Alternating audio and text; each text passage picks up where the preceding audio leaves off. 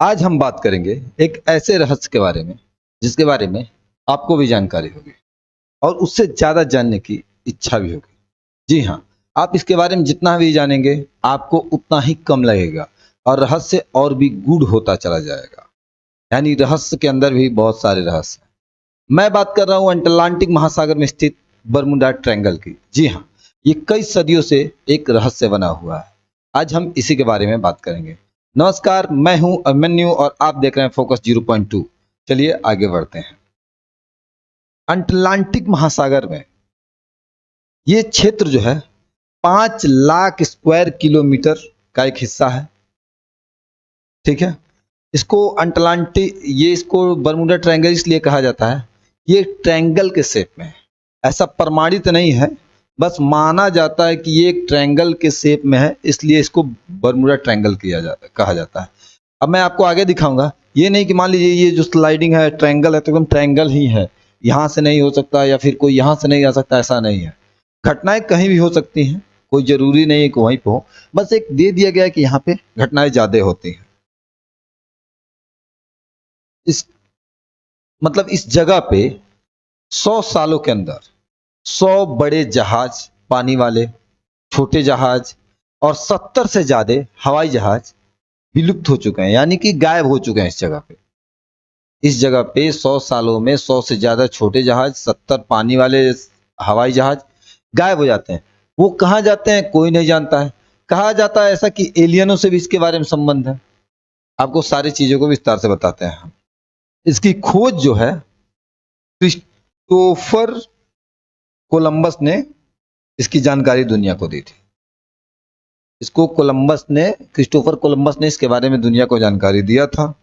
अपने लेखों के माध्यम से उन्होंने बताया था कि यहाँ पे किस तरह की घटनाएं बरमुडा ट्रायंगल में होती हैं और यह एक रास्ता है जो कि एलियन बेस तक जाता है, ऐसा क्रिस्टोफर कोलंबस का कहना है। ये है वो जगह। जी हाँ, आप इस पे ध्यान दें। ये है वो जगह। ये वो जगह है जो बरमुडा ट्रायंगल के नाम से जाना जाता है। यही वो ट्रायंगल है।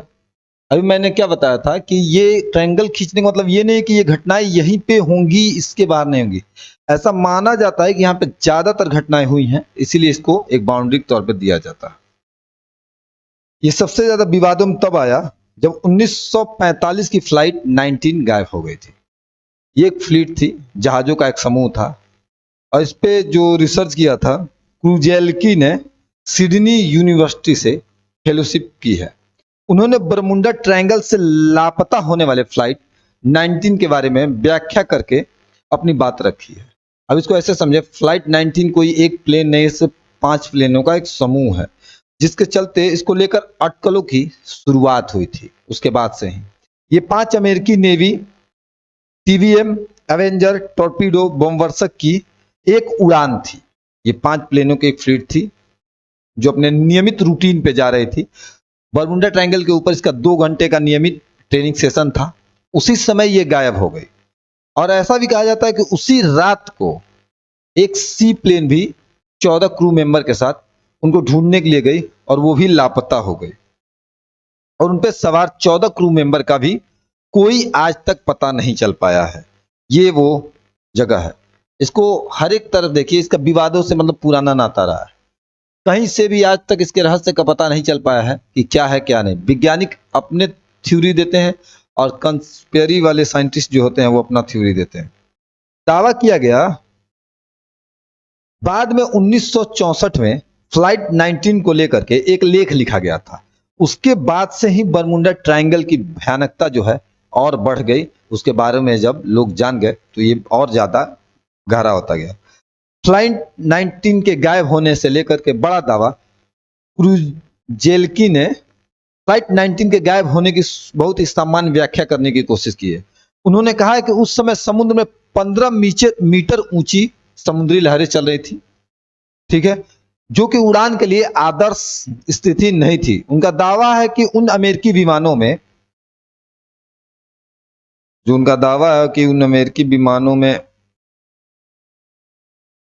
उनका दावा सिर्फ चार्ल्स टेलर ही एकमात्र सबसे अनुभवी पायलट थे।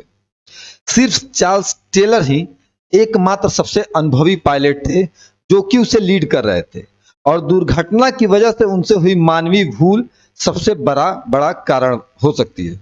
रेडियो ट्रांसक्रिप्ट से पता चलता है कि फ्लाइट 19 अपनी स्थिति को लेकर उलझन में थी। इससे पता चला कि लेफ्टिनेंट टेलर को लग रहा था कि उनका कंपास सही से, जो समुद्र में और हवाई जहाज में दिशा देखने के लिए कंपास का यूज किया जाता है, जो सही स्थिति में काम नहीं कर रहा था, ऐसा उनको लगा। और उन्होंने अपने बाद में ग्राउंड स्टाफ के विश्लेषण से यह भी पता चला था कि बहामास द्वीप के पास दक्षिण पूर्व की ओर वो थे। इनका दावा है कि उन्होंने जूनियर फ्लाइट के सुझाव को भी नहीं माना था और पश्चिम जाने की जगह पूर्व की ओर चले गए। इस तरह से वो अटलांटिक में उस जगह चले गए जहां समुद्र बहुत ज्यादा गहरी थी। इसलिए विमान का मलबा या शवों का खोज पाना नामुमकिन हो गया था। बाद में जो राहत और बचाव के लिए सी प्लेन भेजा गया था, वह भी हवा में धमाके से उड़ता हुआ देखा गया था। ऐसा किसने दावा किया है? इसने क्रूजिलेनकी ने। अब सबसे बड़ा सवाल जो आता है, सबसे बड़ा सवाल जो इसमें उभर करके आता है कि आखिर ऐसा क्या होता है यहां पे, कि यहां पे जाने के बाद जहाज गायब हो जाते हैं। ये सबसे बड़ा सवाल है कि आखिर ऐसा क्या होता है कि यहाँ पे जहाज गायब हो जाते हैं। तो इसका भी बहुत सारे लोगों ने अलग अलग व्याख्या किया है।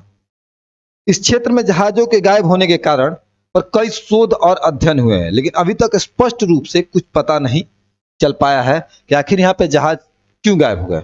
कुछ लोग इसको एलियन का बेस मानते हैं कि एलियन यहाँ पे आते जाते रहते, इसलिए यहाँ पे धरती वालों के लिए मतलब मना है, रिस्ट्रिक्टेड है, इसलिए यहाँ पे वो नहीं आ सकते हैं।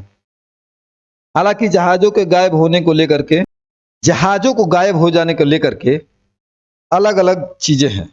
वैज्ञानिक इसे मौसम को जिम्मेदार मानते हैं। बरमूडा ट्रायंगल के आसपास के मौसम को शोध के वैज्ञानिकों ने पता लगाया, यहाँ पे जो है पता लगाया कि यहाँ पे 170 मील प्रति घंटे की रफ्तार से हवाएं चलती हैं, जिसके कारण जो प्लेन आते हैं और उनके चपेट में आते हैं वो बर्बाद और नष्ट हो जाते हैं और वो समुद्र के अंदर खींचे चले जाते हैं।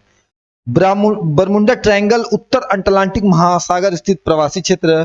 वैज्ञानिकों का यह भी कहना है कि बरमुंडा ट्रायंगल जो है वो भारी चीजों को अपनी ओर खींच लेने की ताकत बादलों के हेक्सागोनल शेप की वजह से आती है। आखिर जो इसमें सारे चीजों को खींच लेती है, सारी चीजों को इसके अंदर जब खींचती है जहाज वगैरह प्लेन वगैरह को, तो ऐसा ताकत वैज्ञानिकों का कहना है कि बादलों के हेक्सागोनल जो शेप है इसके वजह से होता है।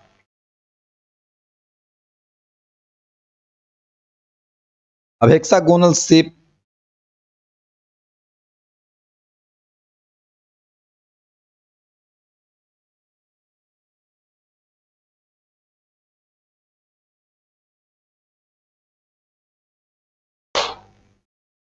यानी हवा में बादल हेक्सागोनल शेप की वजह से आती है।